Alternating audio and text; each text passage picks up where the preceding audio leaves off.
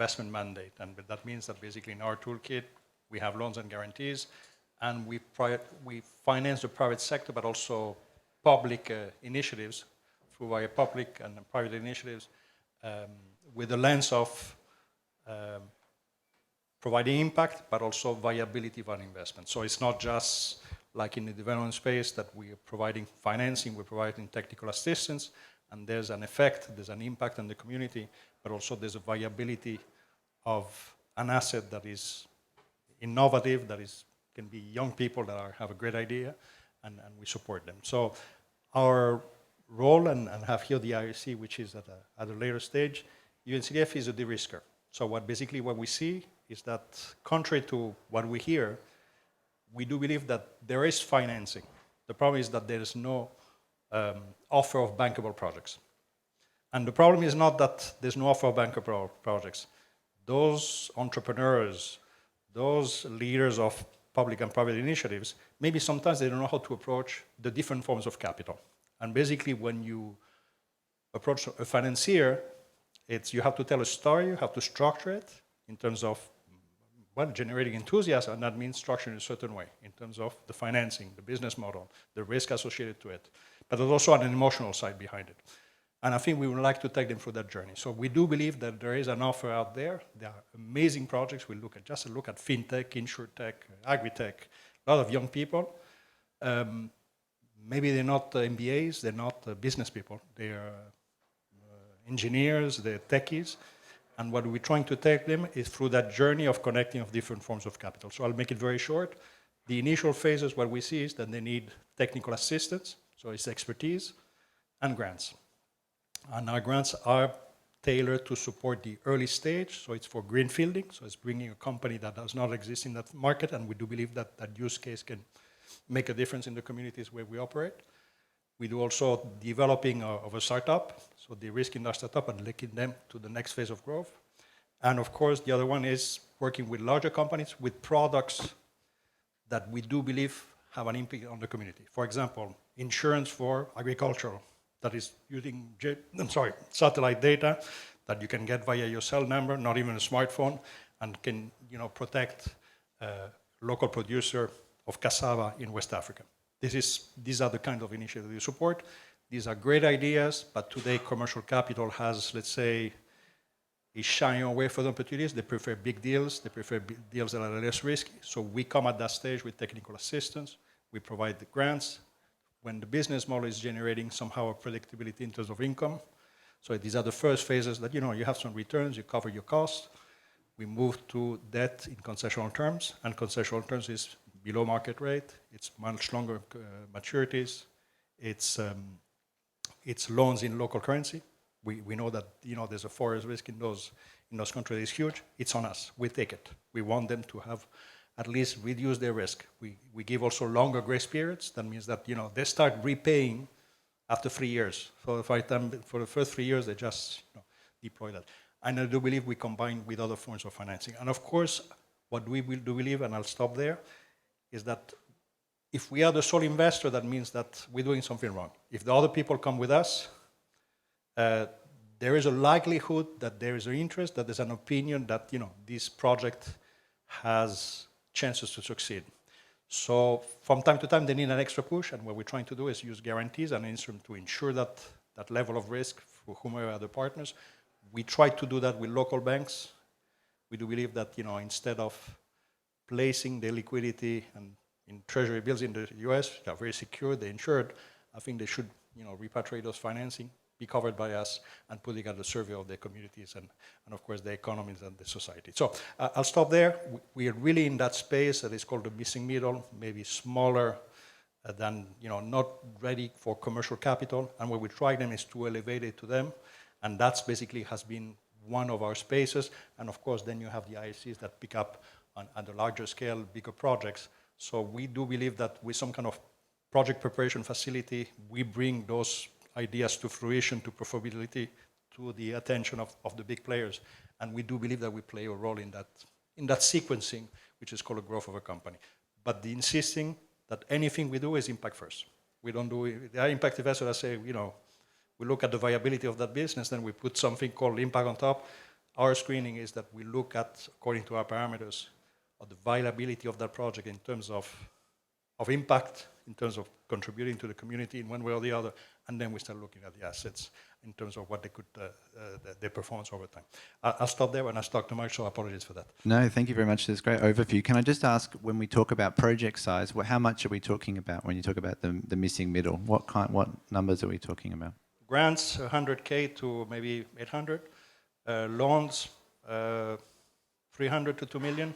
Guarantees, a little bit more than that. It can go up to 10 million. Okay. So and again, grants, it's early stage. You need less money. You need liquidity. Loans, you have to pay back. So it's and you have a different scale. So again, those instruments go along the way of a growth pace, hopefully, of a company or a project that is led by a public institution with a private partner.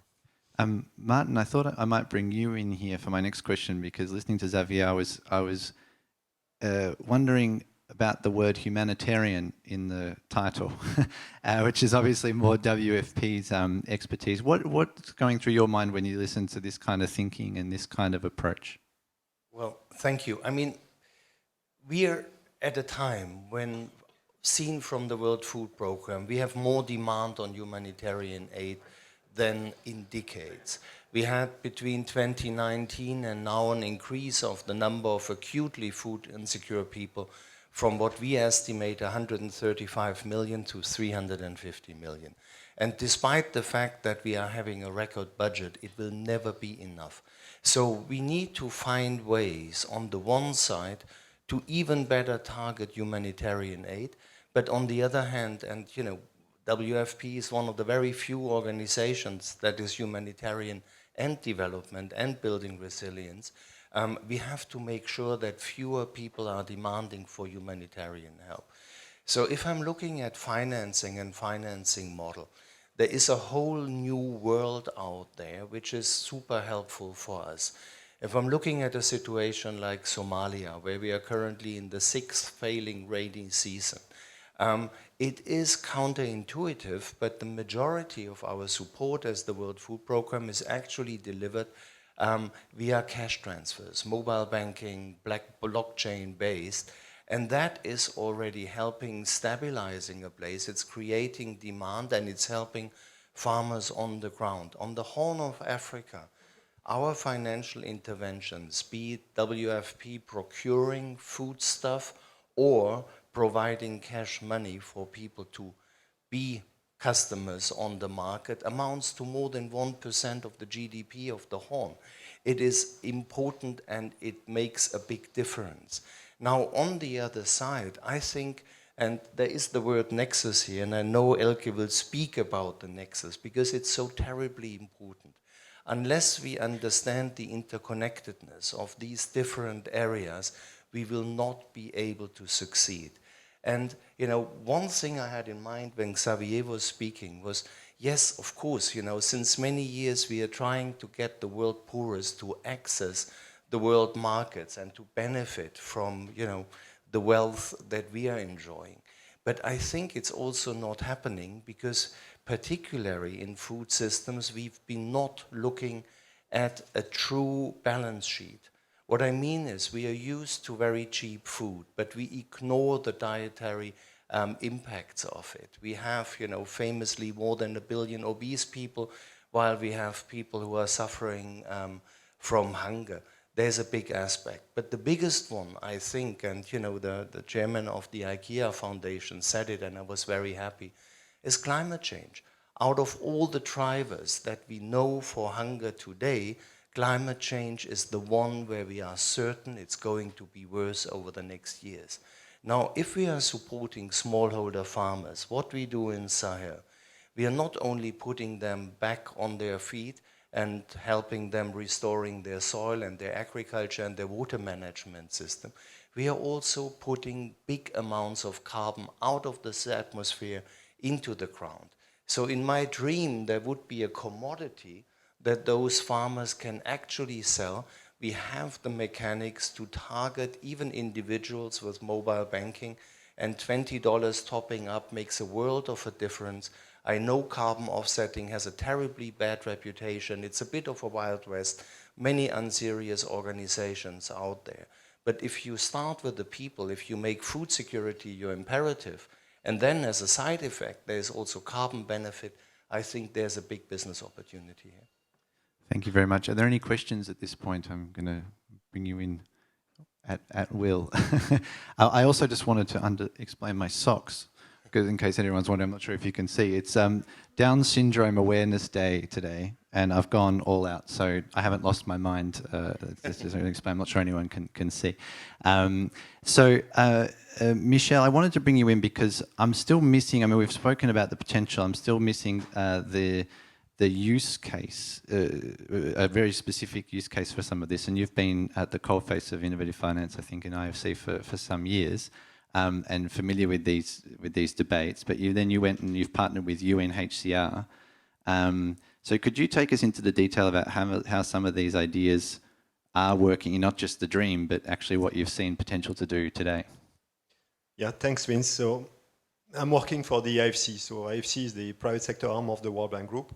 What we do is we fund private projects and we find private companies, and we allocate, depending on the year, 22, 23, 24 billion dollars every year into private companies in emerging markets. So you may be very well, as Vince said, wondering why I'm sitting here.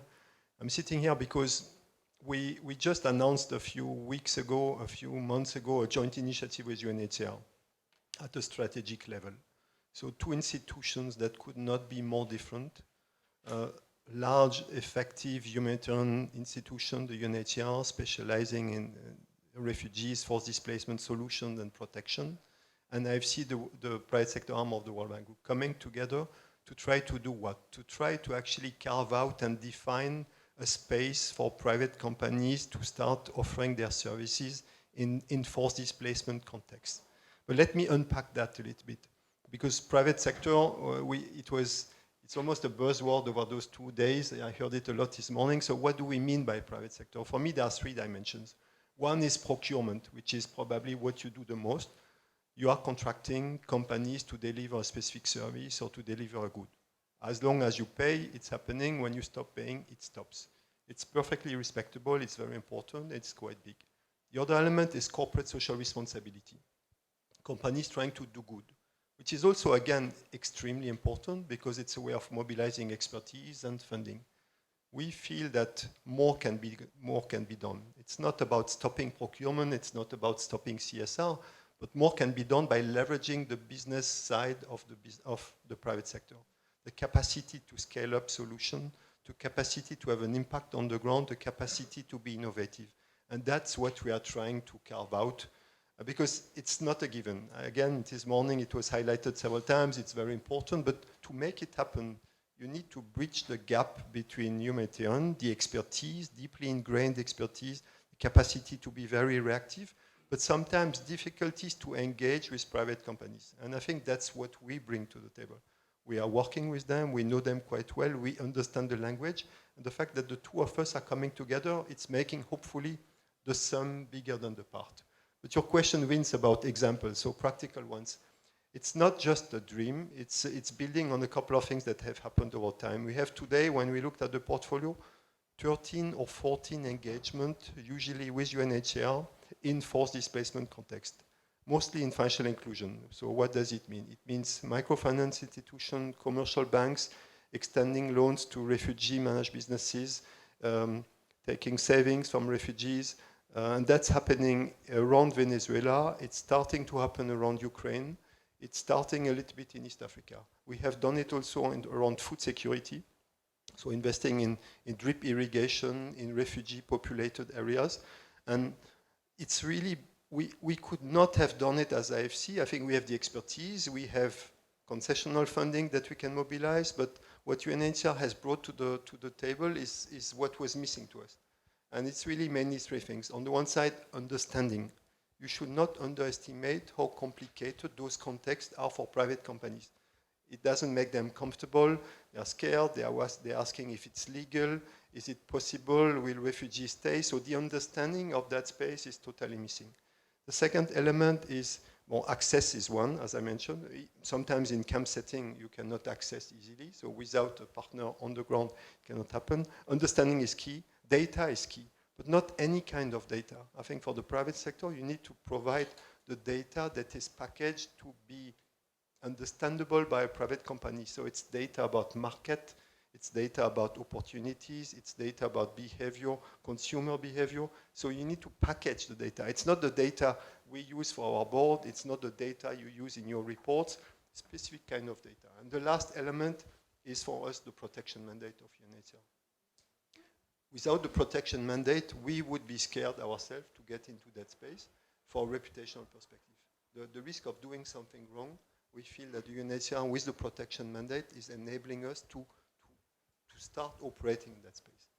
Can you explain that last part a little bit more? What could go wrong? Everything could go wrong. So we start extending loans to a company managed by someone who has done bad things in the past and is today maybe a refugee or an IDP in a specific location. And that's very bad for. And how does the partnership with UNHCR, because they would have the knowledge to make sure that that wasn't your end user? Yeah, okay. And could you just tell us how the irrigation example worked, the drip irrigation? Can you walk us through how something like that would work? So let me rather talk about Kakuma because it was mentioned this morning, because I think that's where a lot came together. UNHCR came to see us and asked us for a long time. We have to manage something that is a camp, has been a camp for 30 years, is becoming a large urban settlement. A city has emerged alongside the camp. We have to do so many different things. It requires some private sector expertise that we don't have. And we are very slow at responding, I must say. But when we did it, the first time I went there, I had the feeling it's just like operating in a large, quite poor urban area, which we do in Brazil, which we do in Nairobi, which we do in other places. So why don't we do it there? And why aren't private sector companies, which are so prevalent in Kenya, missing in an area like Kakuma? So this was the question. And I tried to pitch it to my management. They were a bit lukewarm. They said, it's so complicated, refugees, we don't know. So we produced Kakuma as a marketplace with the UNHCR and at the request of UNHCR. And Kakuma as a marketplace is actually the first attempt ever, apparently, to look at a refugee-populated area from a pure business perspective at collecting all the data and packaging it in a way that is palatable to various sectors, to the banking sector, to the insurance sector, to the retail business. And that's what we did. And then, well, that took some time, but it worked. Because the data shared with the private sector in Nairobi triggered the interest from companies who were not knowledgeable about the 7th or 8th largest city or urban settlement in the country, which was almost an untapped market opportunity. And that's the way it started. So. It's funny because you mentioned the trepidation on the bank side, but I imagine there might be some lifetime humanitarians in the room who can sympathize with the trepidation on the humanitarian side as well. And I can imagine some people at UNHCR or elsewhere also raising these kind of concerns. And I think we hear a lot at the events like this, private sector, when it comes to the meeting with your boss and your boss's boss, are we sure, and then not much happens. So it's really great to get these examples. Elko, I wanted to bring you in because you're on the donor side, obviously. If these kind of projects and things crossed your desk, what would be your first reaction? Well, and Michelle knows that, it's not that it would cross my desk. We elaborated this kind of projects together with UNHCR. And this is why I'm here today. I think the Humanitarian Development Peace Nexus, we from the German Development Ministry are working in this area since at least 2015 when the Syria crisis started. So what we did, and I would put now into the discussion 2 words, innovation and partnership. And I'm, as you said, Martin, I'm the person that for years is bridging the gaps. I try to bridge the gaps. I'm also commissioner for refugee policy in the ministry. So we have tools how to, first of all, and this is what I recognize in the Humanitarian Forum, everybody is talking about the Humanitarian Development Peace Nexus, and everybody is asking, give us example, what does this exactly mean? How does it work? And there are little answers. So I think one of the big challenges is to bring evidence and the answers on the table. And Michelle, we were talking about Kakuma, for example. We started, and this is, I'm a person, I always try to give also narratives so that the mindset opens for new partnerships and innovative ideas. I would like to start with Satari Camp in Jordan, where we in 2015 already started to build up a solar panel for the energy of the Satari camp, which is today with 80,000 refugees a city. And this solar panel was built in the camp, but it connected the hosting community, Mafraq, with the camp. And this was purely financed by Development Corporation. But we had the money, and I was at that time in charge of Middle East, and I said, this is the mindset we have to change. These people are going to stay. Who thought at that time that the Syrian refugees would go back after 2 years? So now we have this solar panel. And now I come back to your question. We developed this kind of projects all over the world, and we offered UNHCR, which is a humanitarian agency, as Development Corporation. We said, okay, we are able to elaborate a small project that will implement the nexus in your institution. We want you to have solar panels in all refugee camps and hosting communities worldwide. And we started to do capacity building with GIZ, which is our implementation agency, for example, in electrification. And I think we all already had talked about that. So we said, if there is a refugee situation, these people, they want to have mobile phones. They want to have electricity. And if we can help them to do that as development agency, we will do that. But UNHCR, you should also, from the beginning, think about it. How can you implement it in your programs? So we work with UNHCR on the electrification, on the water sector. And another example, which Dominic Hyde from UNHCR half an hour ago gave me a new number, which I did not know. In Kenya, we started, for example, with this project to make UNHCR change all diesel generators for solar. And with the project, they now save 25% of their operational costs, which can be invested or in other refugee situations where they do the same, solar instead of diesel, or can go back to the humanitarian interventions where we have a real lack of financing. So we are working on that with small interventions. We're doing the nexus already, and we have a lot of evidence that it works, that this is efficient. And then, last point, I know we have little time, but I was talking about with Michelle, in Kakuma, when you do the electrification of the camp and you have a marketplace, this changes from a camp to a city, and investors are able to give small microfinance interventions. Or, for example, and this is my last sentence, in Santari, where we started 10 years ago now, they have a street which is called Champs-Élysées, and you will find a lot of small-scale businesses that, out of their own engagement with energy and water and whatever they needed, could build up an economic empowerment of these people who are living there. And what kind of issues did your colleagues raise when you first came with these kind of solutions? And if I'm in an MFA and another major European donor who's looking at perhaps getting into this space, what kind of advice can you give about how to help major donors like Germany make this happen, really? What kind of arguments or debates happened internally that helped you bring this to the point that you've just been able to raise these examples? I think in the morning in the auditorium it was also mentioned, let's not talk about those concepts and we have lots of papers about concepts. Let's talk about collective outcomes in a situation where budget is going down. And then not every institution has to do all on its own, but look for a good partner. We are, for example, partnering with World Food Programme and UNICEF, and we also asked World Food Programme and UNICEF to partner, the two of them, to implement resilience strengthening programs in the Sahel. And we save money. Again, I give you a number. A resilient program of World Food Programme, in 1 year, we save $90 million a year for not giving food package to the farmers, but by helping them to have watershed management and resilient farming, they themselves can have their own food. And $90 million dollars are saved per year. So this is what I would do. I would talk to everybody. Don't talk about the concepts. If you have an innovative idea, look for a good partner who has knowledge.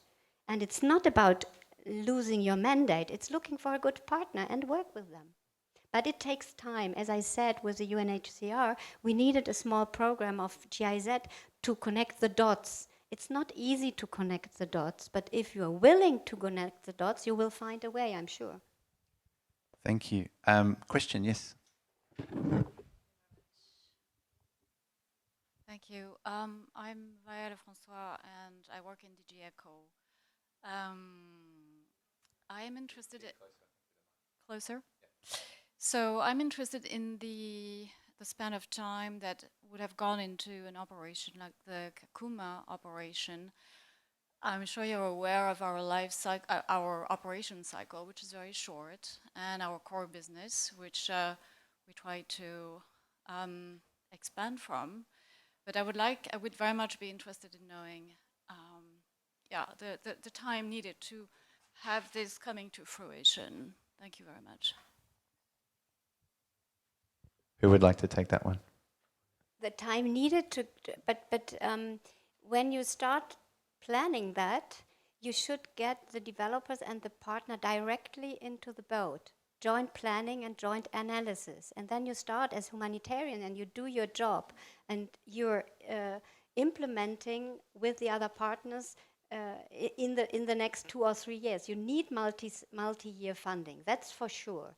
But perhaps you do not have to do it as humanitarian. You plan together and you start with a lot of money as humanitarian and the developers start with a little money working on resilience, for example. And after 2 years, the developers put more money in it and the humanitarians go down. So I think, I would say Satari, the solar panel has been built by KfW, so this was in our hands, but it was after 2 years, it was there.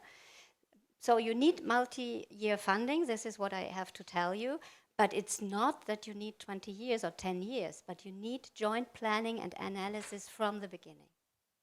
Martin, did you want to come in on that one? I thought you'd looked. On a slightly different side. Financing for the nexus. I think there are two elements which are often neglected. In our world where we talk about hunger, everybody is happy to speak about production and we need to increase production. But very few people are actually speaking about the inefficiencies in the system. It is well known that we are wasting a lot of food in Western country, that we are taking, in the example of Germany, 3/4 of our grains and turn that into fodder or into biofuels. But what's not so much known is that in food insecure countries, we afford ourselves to post-harvest losses of almost 40%. So this is where I would really hope for targeted investment for things like decentralized solar warehouses, where you can cool the product that you have, simple food processing. Sometimes it's just the repairing of a road. I have this example from South Sudan where we deliver humanitarian aid, where we have mangoes rotting on the street because it's impossible to bring them to the capital city. So here's one example about financing, market access and possibilities so that the products are actually available to the families. And I think a second aspect, and you might hear from that I'm coming from a climate background, is also a not financing for things that maybe have worked in an old logic but not in a new logic. What I mean is, we have been telling African countries for so many years to focus on cash crops, on export, hoping that they get good money on the world markets, and telling them you can import for cheap from overseas. Doesn't work anymore. If you have a domestic food production, then you are actually resistant against the devaluation of your currency, against inflation and against high world market prices.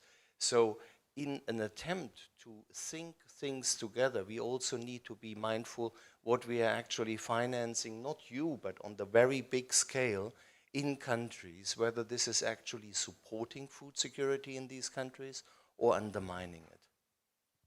Thank you very much. Was anyone else got a question at this point? Because I'd love to come back to Xavier and ask about my favorite topic, which is budget guarantees, which is something that is one of the tools that is often used in risky environments. And it's something that the European Union is trying to get more into. And it's something that they've asked UNCDF to get into on their behalf in December when you won one of the offers to access a pot of money that the European Union has put aside for DFIs to go into climates where they wouldn't otherwise go, basically. And obviously the journalist in me is curious to know how you view that challenge. And when you look at this landscape that's been sketched out for us so far in this panel, and where are the real areas that you think are really good opportunities for you with this new mandate that you've just been given? So I'm talking under the control of the European Union. So, and please correct me if I'm correct. So you have deploying an envelope of about 6.5 billion in terms of guarantees under the European Fund for Sustainable Development Plus, and 150 million out of that envelope were allocated or oriented towards UNCDF to cover basically a portfolio of investments in the municipal finance space. So what do I say as municipal finance?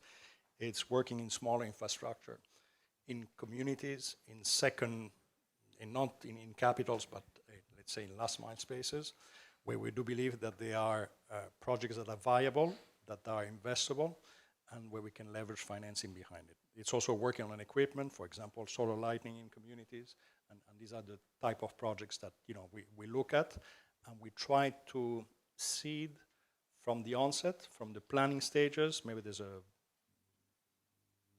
give some ideas. In certain projects, there's a missing environmental assessment that needs to be done, so we support them with the financing, with the technical assistance, so that basically they prepare all the proposal that they get to financing.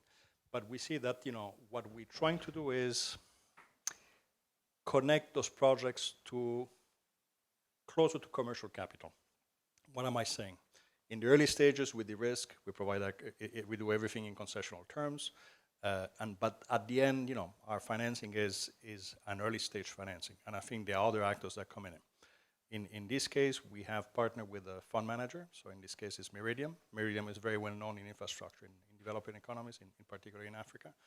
And basically, the agreement that we have is that basically we have deals that basically we have identified, that we have nurtured with our investment and our technical capacity, but there are stages where they need to grow, and they need to access another form of capital that is larger in volume, of course, where we do believe that that venture has reached a stage that it's less risky, so it can connect with private capital markets. So the idea that we have actually 3 funds we work with, is to encapsulate, if I can so, or elevate that pipeline and distribute it via a fund managed by a third-party manager. And that's basically the connection that we're doing from public financing, de-risking, to basically actors that are with a different logic that are providing financing at a larger scale. So this is picking up momentum. I think the EU has recognized that we are partnering with other entities like United Cities Local Governments, which is the largest association of mayor and cities in the world. And basically, together with we have about 450 staff on the ground that identify opportunities. Again, we look at the impact first, and we look at the numbers. And together with the networks of decision makers on the ground via municipalities, we identify certain transactions that need a certain support and that we can elevate then to different stages of financing. So the guarantee that is being provided, and again, we still have to work on it, that it doesn't happen. Pipeline is not, if there would be a magical one to generate pipeline, everybody would do it. Maybe IOC has more answers than me. But finding investable project is, everybody says it, that finding really investable project is another matter. And again, investors have their consideration in terms of risk and return expectations. So the guarantee allows us to provide cheaper financing, but also to de-risk more in terms of the deployment of our financing. And that's also, I think, and again, we're very grateful for this endorsement from the EU, since it's the first time that the UN entity is, let's say, embarking into that space and is connecting with the FSD+. So this is where we are. We are still at the early stage. It was just announced a month and a half ago. So we still have to craft. We still need to go back with let's say an initial pipeline of ventures that are normally public-private in nature. Normally there's a special purpose vehicle behind it, and this needs to be crafted.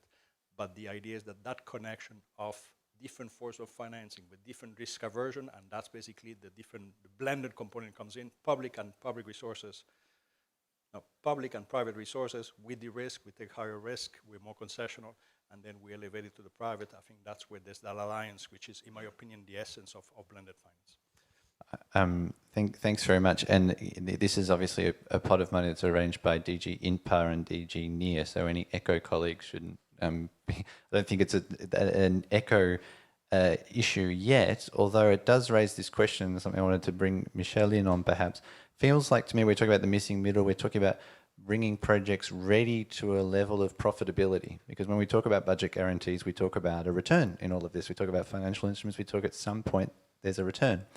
And I sit here wondering how the panelists view this question. Are there areas of the world and areas that ECHO and other humanitarians operate where it's just not realistic to seek a return, at least in the short term? There's projects and places that what we're discussing today would not be appropriate, bearing in mind what we've discussed at the beginning about the nexus, about the journey, about preparing projects, I understand all that, but certain points where we say, okay, this is not the right hammer for this nail. I'm curious, Michelle, how you see that. Yeah, I think it's a core question. I think my perspective on that is private sector can bring solution, but private sector is not the panacea everywhere for everything to everyone. I think that this should be clearly stated at the beginning. So the key element, if we want to make some progress on the nexus and particularly mobilizing private sector, is identifying where does it make sense and when does it make sense. I think those are the two big questions. The way we named the joint initiative with UNHCR is creating market for private sector in forced displacement context. And I think those words have a meaning. Creating market because, as Xavier highlighted, it's not just simply because we have blended finance that we can mobilize to de-risk and to invest alongside our private resources. It's also, you need to have a project. You need to be able to convince a private company that it can make sense. You need to convince a human actor to potentially provide a multi-year off-taker guarantee.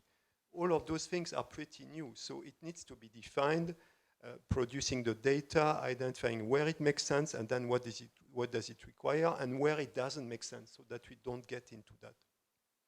Those are where we are today. It's nascent, it's new. I feel it's extremely promising, it's extremely exciting, but we need to work on the creating market. And I feel personally that there's a lot of emphasis on mobilizing blended finance, which is absolutely essential, but not enough to develop what Xavier called building the pipeline of transaction. So you can have funding available, but you don't deploy it because it's not ready. So someone needs to actually prepare the ground, engage with private companies, produce the data, identify the various risks, financial risk, but also all the many others, reputational, environmental and social protection risk, and address them one by one so that it's a win-win solution. And this requires bringing people together and operating on the ground. And I wonder if those... It's a lot of work. And do those jobs exist? I remember the first time I went to a conference with the EIB and I wasn't invited to the big kids table with the president. I got put with all the investment officers. And this guy was maybe 30 years old and it was his job to go and find these bankable projects and stuff. And I thought, this guy has a really cool job. Why am I not writing about this guy? Why am I spending all my time wondering what Werner Hoyer says? Because in fact, it was fascinating. But I wonder when we describe in the connection between the DFIs and the humanitarian groups in maybe UNHCR or WFP and others, do these jobs exist? Are these people out there looking for these connections, or are they just in two different worlds for now? No, they exist more and more. I think we are being pulled by humanitarian actors into that space. We are being asked by our shareholders, the governments who are also supporting most of you in the room, to be present where we have development crises and to deploy our expertise in a way that makes sense in terms of sustainable solutions. But it requires also a change of mindset, and we have hired a profile of investment officer which is different from the IFC from 10 years ago or 15 years ago. 15 years ago, we had very nice people bringing us very well packaged project to our desk, and our role was to really look at it and spend time and deploy the expertise, and then decide, yes, we do it, or no, we don't, or maybe we do it part of it. Today, we are being asked to leave our office, to engage with a wider range of stakeholders, to go to places where the project may not be ready, and start working on incubating the project, on preparing that. So it's a change. So that's creating market. And I think it's essential. And we could not do it without an alliance with human players and other players. So the partnership is essential because we bring different things to the table, and it's only collectively that we can move the needle. Because for us, it's a challenge. For you, it's a challenge. It's a risk that we take together. But it's moving into that direction, and there's no going back. I would just add one point, because there was so much discussion about localization here. It's the empowerment of the local economy.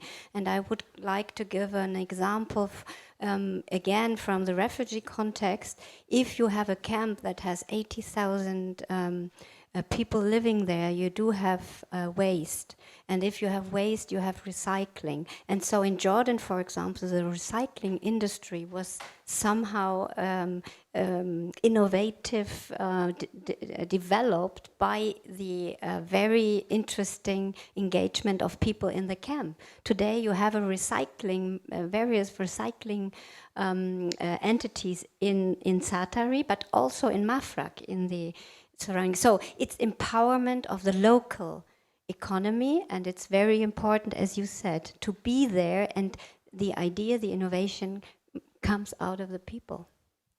I think we had a question in the audience, yes. Hi, Tessa Terpstra, Save the Children Netherlands. Thanks a lot for this, and we heard a lot about examples of the financial sector and government, and it sounds really wonderful. There's a whole room of humanitarians sitting here. What do you need from us? How can we? What's our role? So, what's the new job for me in Save the Children, getting this further? Whoever, yeah. I already stated joint analysis and joint planning. That's what I want from you. Invite us to share with you the ideas from the beginning. And that does not mean that we will just start with you at the beginning, but we want to understand what you do at the beginning. We want to discuss with you and then elaborate the way forward. So invite us, please. Let's have much more conferences where humanitarians and developers meet, and peace people. We have to dialogue on that.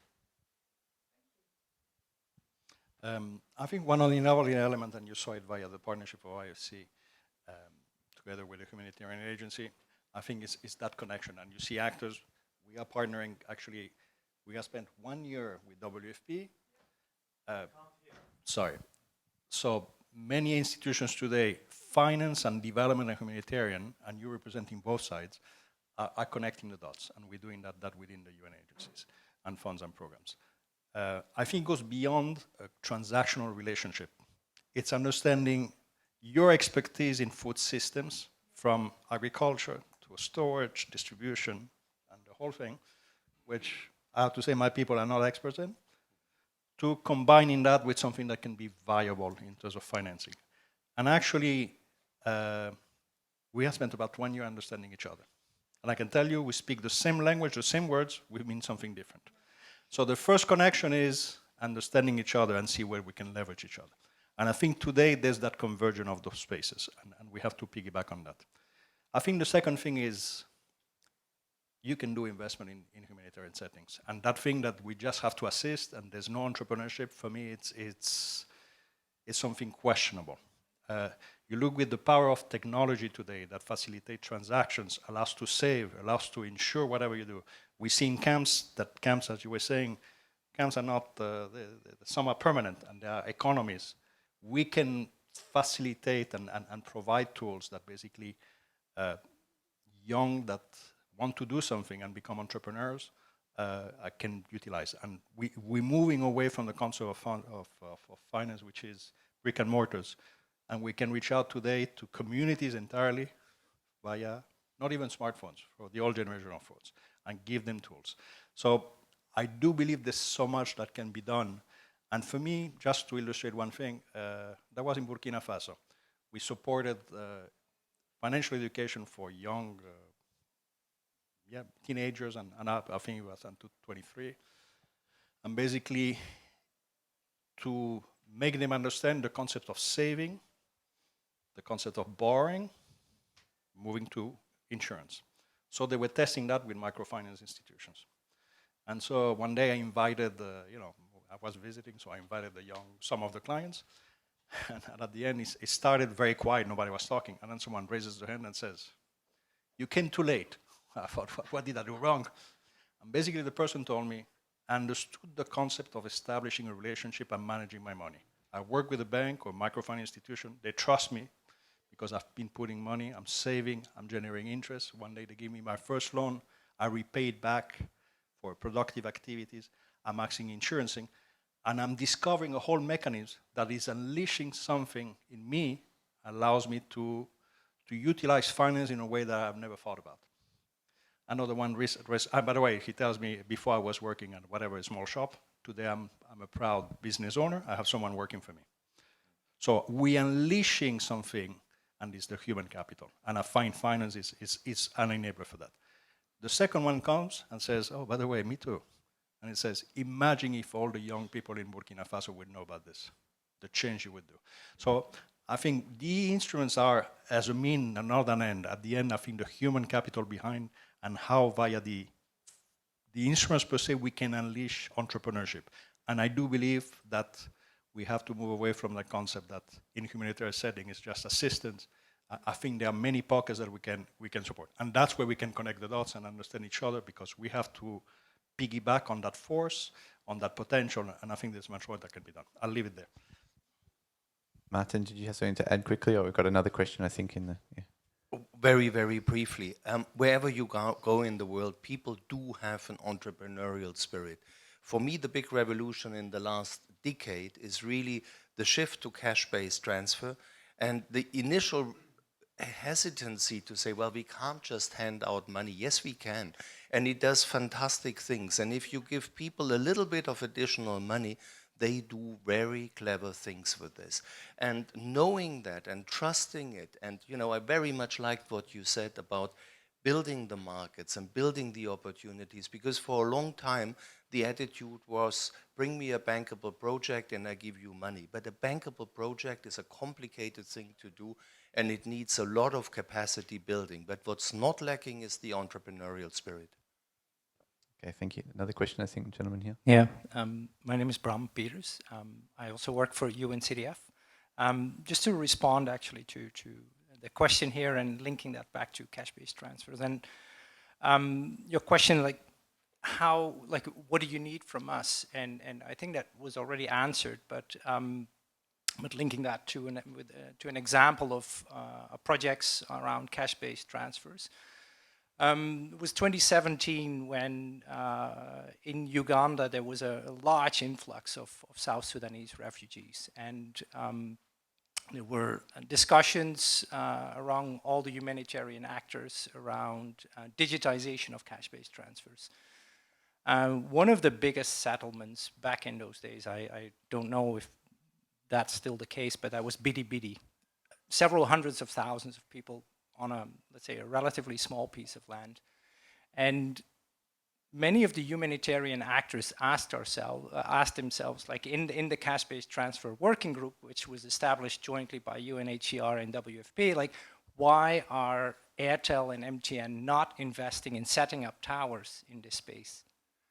And because at that point we were invited because we have a lot of, let's say, capacity and knowledge. Most of our staff back in those days were actually ex-Airtel and MTN staff. They said, like, several 100,000 of people on a small piece of land does not make a market.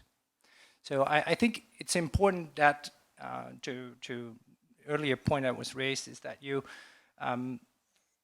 bring us in the room earlier, and we can connect the dots. Like I think a lot of us here in the room both can speak both languages, humanitarian and development. But I think it's really important that at the earlier stage, and I think Elke raised that, like once you start planning and also in with digitization of cash-based transfers, the moment you start planning, that you also realize that, for instance, some of the operational issues, like how do you mitigate the risks in terms of deploying cash, and how do you manage the liquidity in the community that you're not deploying cash every first day of the month or at the those kind of things that very often, well, many of us don't realize how challenging that can be. But that's yeah, just as an example, but how we can connect the dots there. Thank you. Did anyone want to? There's another question. I wasn't sure. I'm wondering, Michelle, you mentioned forced displacement. I wonder how probably many of us are thinking about the humanitarian response in Ukraine, and a concrete case perhaps of, and I know EBRD is doing now work in forced displacement. You mentioned what could some of the principles and ideas we've been talking about today, how could they be applied to the current humanitarian crisis we're seeing in Ukraine? A general question to the panelists, because I know I was in a call with some DFIs about a month ago who said we're FMO, and others said we're really struggling. But there was a brain drain in Ukraine as well. But there were people perhaps displaced, but still very able and to work and very keen to work and things like that. So a lot of the DFIs are struggling with this question now about how to, because the political imperative is clear that everyone has to help however they can. And in the finance world, they seem to be questioning how their tools can be brought to bear on this situation. So I was curious to get your ideas on Ukraine in particular when we talk about private sector finance for humanitarian response. Please. On our side, we are doing three things in Ukraine. First, we have been supporting the portfolio of clients we had in Ukraine. So we have been supporting them throughout the war with working capital and some revising some of the terms of the loan. So I think that's something we do with our existing clients when they go through a crisis. It's something we have deployed also in Yemen, in northern markets where we are not present. So that's one element. Second element has been also exploring to what extent we can support the households to actually rebuild some of the apartments, their houses. And we have put in place a project around supported actually by European Commission funding to help households to rebuild their apartments and some of the houses. And the third element, which is probably the easiest for us and potentially quite impactful, is working in the countries surrounding Ukraine to make sure, for example, that Ukrainian entrepreneurs who had to move to Moldova, to Georgia, to Poland, to other places, that we can use their credit history. So that's a project that has been ongoing for a couple of months. It's going quite well. So those are the three approaches that we have. And there's the beginning of a discussion around reconstruction, but it may be a bit early to get into that. Depends who you ask, I think. Reconstruction. Yes, Martin. Well, for us, World Food Programme, it has been really a unique situation because in peacetime, a country of 40 million inhabitants would feed 400 million. And from the outset, we had the situation that suddenly people become recipients of aid. Key infrastructure like bakeries are breaking down, and we need to support that.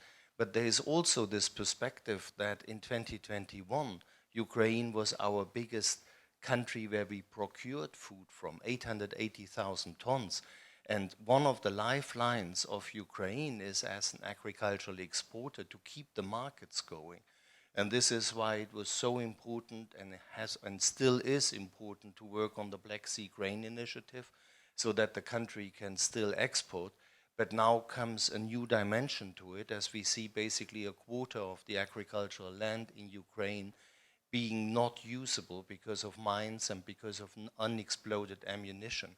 So there is an element of warfare by crippling a country's economy that is dependent from exports in tandem, and that has been said yesterday morning in many of the opening speeches, with the war on narratives about the real reasons for the current food insecure situation, of which the war against Ukraine is certainly one massive one. And we agree that there was a situation before, but this interplay of becoming a recipient of humanitarian aid, but also continuing to be a country of supply, even a country of donations, is something we haven't encountered before. Okay, Elke. Yes, I just wanted to say that, of course, the destruction because of the Russian aggression is incredible. And so there is a big need for big money going to the central government. But I would like to add one component, which I think, again, is very important. And this is localization and working with the communities and with the civil society, because I think one of the most important assets of Ukraine is are the people. So what we do, we started already in 2014 decentralization processes in Ukraine with GIZ, working on structures which are now in place so that the communities themselves do have certain structures to elaborate regional development, economic development plans. And they are very intelligent people and they are smart, and the asset is the people. So I just wanted to highlight that. Please look at the community level, not only at the central government level. This would be just a part of a response from my side. Thank you. I think we have 2 more minutes. Can I just say something on Ukraine? Yes, yes, of course. So UNCDF operates in least developed countries, but just to give you an idea, in COVID we have seen that, you know, while there were announcements of important financing pockets or envelopes for countries XYZs in the economies where we operate, the money wasn't getting there when it was needed. So it's not only about the size of the financing, but being there when it's needed. So I remember talking to a couple of colleagues in spaces that have more zeros than us, and basically I was telling them, you know, keeping the language of the COVID, you know, you have the vaccine, you have the COVID, we have the syringe. And what am I saying by that? And then that's something we're going to start a conversation with a partner, actually in 2 weeks from now for Ukraine. Today we can deploy working capital grants to SMEs. We have SMEs in Ukraine that play a vital role to provide goods and services to the communities for their livelihoods. And they have liquidity problems. And I think we need to support them. And the question is now on how to do it. So we have developed during COVID, and that was the intention at that time, to support, of course, the LDCs we operate, a full digital platform whereby basically we announce challenge calls saying, we finance value chain XYZ in this country, send your proposals. In 1 week, we assess them. In 1 week, we award it. In 1 week, we receive the proposal. 1 week, we do the assessment and the award. And then the next week, we deploy the financing. So basically, I'm saying that in 14 working days, we can announce and saying, there's money for you. And in the 14th day, we press the button in our ERP that basically gives the instruction to do a bank transfer to an SME that needs it. So I think it goes also as a way also to supply financing when it's needed, and actually there is a partner that would like to do that, and actually maybe we can talk with WFP about that, but we do believe that also putting mechanisms that allow to react quickly on time when it's needed are fundamental, and that's basically what we put at the disposal. Over. Okay, thank you very much. Thank you everyone for your questions and participation. We'll see you out and about. Thanks for your time.